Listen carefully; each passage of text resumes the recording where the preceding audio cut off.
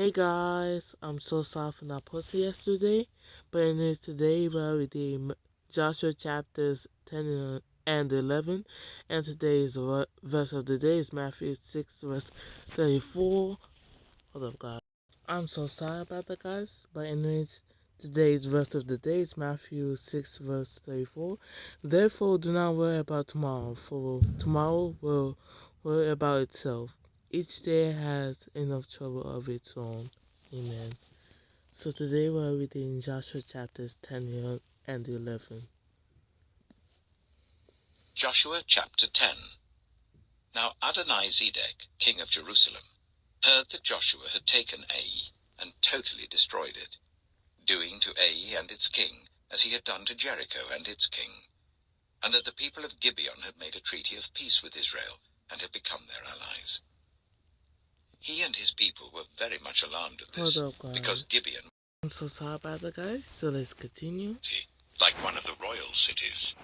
It was larger than Ai, and all its men were good fighters. So Adonizedek, king of Jerusalem, appealed to Hoham, king of Hebron, Hiram, king of Jarmuth, Japhiah, king of Lachish, and Debir, king of Eglon. Come up and help me attack Gibeon, he said, because it has made peace with Joshua and the Israelites. Then the 5 kings of the Amorites, the kings of Jerusalem, Hebron, Jarmuth, Lachish, and Eglon, joined forces. They moved up with all their troops and took up positions against Gibeon and attacked it. The Gibeonites then sent word to Joshua in the camp at Gilgal. Do not abandon your servants. Come up to us quickly and save us. Help us, because all the Amorite kings from the hill country have joined forces against us. So Joshua marched up from Gilgal with his entire army, including all the best fighting men. The Lord said to Joshua, Do not be afraid of them. I have given them into your hand. Not one of them will be able to withstand you. After an all-night march from Gilgal, Joshua took them by surprise. The Lord threw them into confusion before Israel. So Joshua and the Israelites defeated them completely at Gibeon. Israel pursued them all along the road going up to Beth-horon, and cut them down all the way to Azekah and Makkedah. As they fled before Israel on the road down from Beth-horon to Azekah, the Lord hurled large hailstones down on them, and more of them died from the hail than were killed by the swords of the Israelites. On the day the Lord gave the Amorites over to Israel, Joshua said to the Lord in the presence of Israel, Sun, stand still over Gibeon, and you, moon, over the valley of Ajalon. So the sun stood still, and the moon stopped, till the nation avenged itself on its enemies, as it is written in the book of Jasher. The sun stopped in the middle of the sky, and delayed going down about a full day. There has never been a day like it before or since, a day when the Lord listened to a human being. Surely the Lord was fighting for Israel. Then Joshua returned with all Israel to the camp at Gilgal. Now the 5 kings had fled and hidden in the cave at Makkedah. When Joshua was told that the 5 kings had been found hiding in the cave at Makkedah, he said, Roll large rocks up to the mouth of the cave and post some men there to guard it. But don't stop. Pursue your enemies. Attack them from the rear, and don't let them reach their cities, for the Lord your God has given them into your hand. So Joshua and the Israelites defeated them completely, but a few survivors managed to reach their fortified cities. The whole army then returned safely to Joshua in the camp at Makkedah, and no one uttered a word against the Israelites. Joshua said, Open the mouth of the cave and bring those 5 kings out to me. So they brought the 5 kings out of the cave, the kings of Jerusalem, Hebron, Jarmuth, Lachish, and Eglon. When they had brought these kings to Joshua, he summoned all the men of Israel and said to the army commanders who had come with him, Come here and put your feet on the necks of these kings. So they came forward and placed their feet on their necks. Joshua said to them, Do not be afraid. Do not be discouraged. Be strong and courageous. This is what the Lord will do to all the enemies you are going to fight. Then Joshua put the kings to death, and exposed their bodies on 5 poles, and they were left hanging on the poles until evening. At sunset, Joshua gave the order, and they took them down from the poles and threw them into the cave where they had been hiding. At the mouth of the cave, they placed large rocks, which are there to this day. That day, Joshua took Makkedah. He put the city and its king to the sword, and totally destroyed everyone in it. He left no survivors, and he did to the king of Makkedah as he had done to the king of Jericho. Then Joshua and all Israel with him moved on from Makkedah to Libnah and attacked it. The Lord also gave that city and its king into Israel's hand. The city and everyone in it Joshua put to the sword. He left no survivors there, and he did to its king as he had done to the king of Jericho. Then Joshua and all Israel with him moved on from Libnah to Lachish. He took up positions against it and attacked it. The Lord gave Lachish into Israel's hands, and Joshua took it on the 2nd day.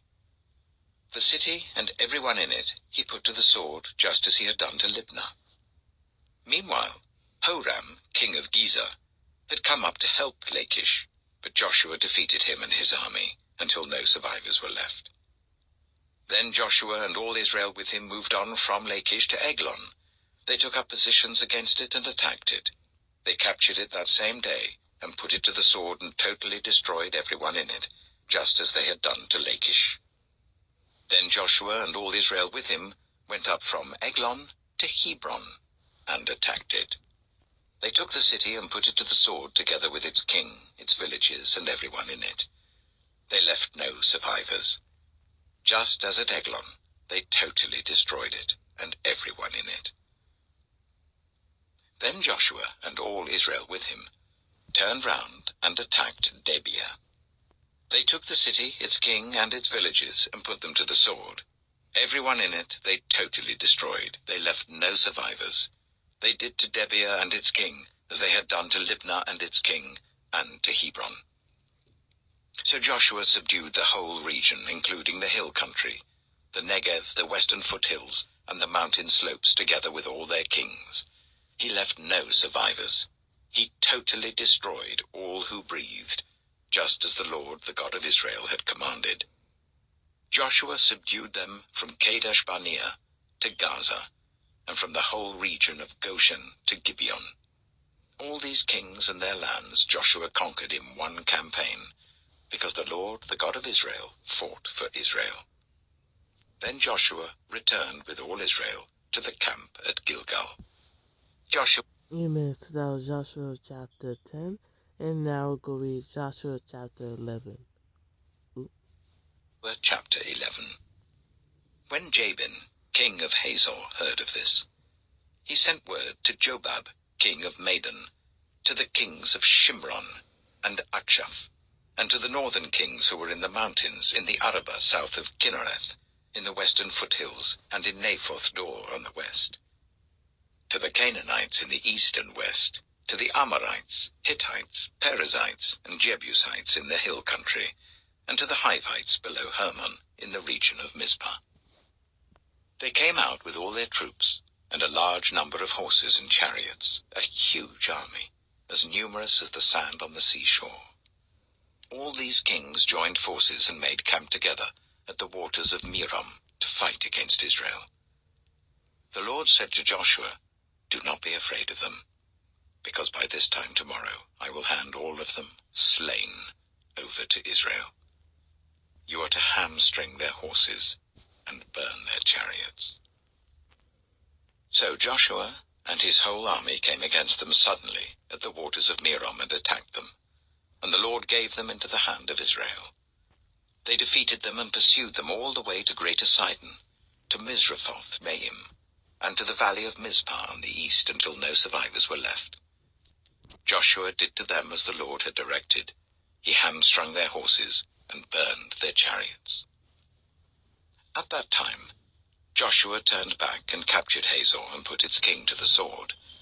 Hazor had been the head of all these kingdoms.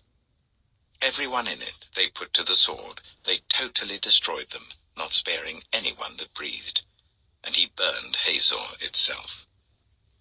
Joshua took all these royal cities and their kings and put them to the sword. He totally destroyed them, as Moses, the servant of the Lord, had commanded. Yet Israel did not burn any of the cities built on their mounds, except Hazor, which Joshua burned.